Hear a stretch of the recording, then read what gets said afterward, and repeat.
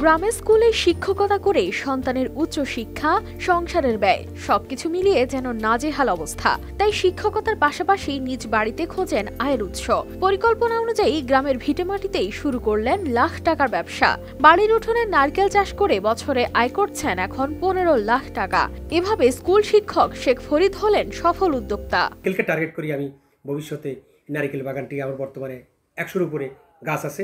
একটি গাছে বছরে 200 নারিকেল ডাব যদি হয় তাহলে একটি ডাবের দাম 75 টাকা হইলে একটি গাছে 200 ডাব হলে 15,000 টাকার ডাব পাওয়া যায় একটি গাছ থেকে। ভোলার বোরহানউদ্দিন উপজেলার মুন্সিরহাট এলাকার এই শিক্ষক নিজ বাড়ির চারপাশে 10 বছর আগে রোপণ করেন 200টি নারকেল গাছের চারা।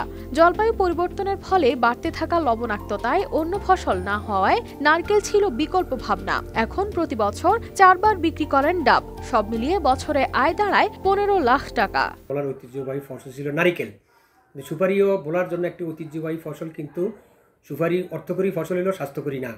নারিকেল একটি স্বাস্থ্যকরী ফসল, যেটা আমাদের শরীরের পটাশিয়াম ক্লোরাইডের অভাব পূরণ করে এবং এটা বিভিন্ন রোগেরও প্রতিরোধ ক্ষমতা তৈরি করে। এই জন্য নারিকেলকে টার্গেট করি আমি গত 20 বছর যাবৎ আমার এই বাড়িতে বা আমার এই ফার্মে নারিকেলকে সমৃদ্ধ করার জন্য, নারিকেলকে অগ্রগতি লাভ করার জন্য, নারিকেল দিয়া আমার অর্থনৈতিক সচ্ছলতা দূর করার জন্য। ঢাকা থেকে পাইকাররা সরাসরি চলে আসেন তার খামারে।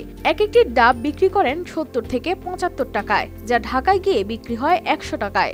অন্যান্য ফসল থেকে ডাব অনেক ভালো অর্থকরী ফসল, এই জন্য ডাবকে টার্গেট করি আমি। আমার বাড়িতে অন্যান্য ফসলও আছে, ফল ফলাদি আছে, সুপারিও আছে, পাশাপাশি একটি কবুতরের ফার্ম আছে।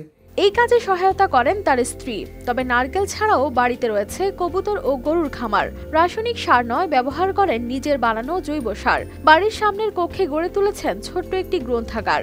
অবসরে বই পড়েন আর ইন্টারনেটে চোখ রাখেন দেশ বিদেশের খবরে। আমার স্বামীর পাশাপাশি আমিও ওই কৃষিকাজের সহযোগিতা করি।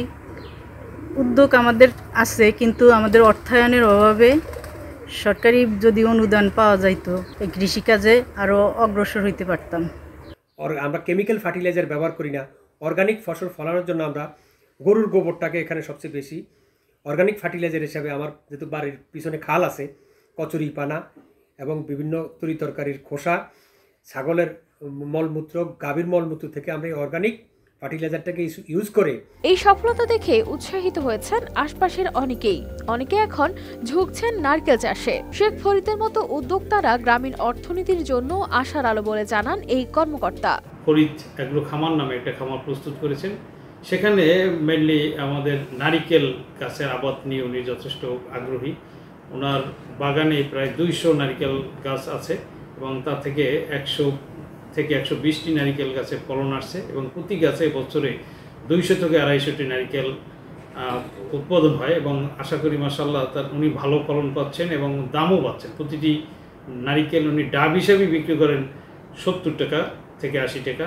অতএব এবং আপনারা জানেন যে উপকূলীয় অঞ্চল, বিশেষ করে বরিশাল অঞ্চল এবং ভোলার যে মেঘনা অববাহিত যে এলাকা, সেখানে কিন্তু কিছুটা লবণাক্ততার পরিলক্ষিত দেখা যায়।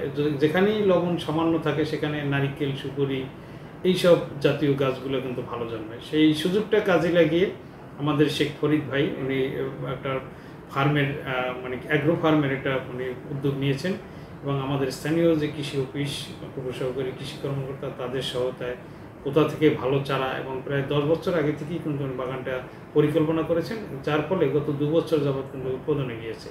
শেখ ফরিদ বিশ্বাস করেন কাজে ছোট বড় নয়, পরিশ্রম ও পরিকল্পনা থাকলে গ্রামে বসেও গড়া যায় স্বপ্নের ঠিকানা।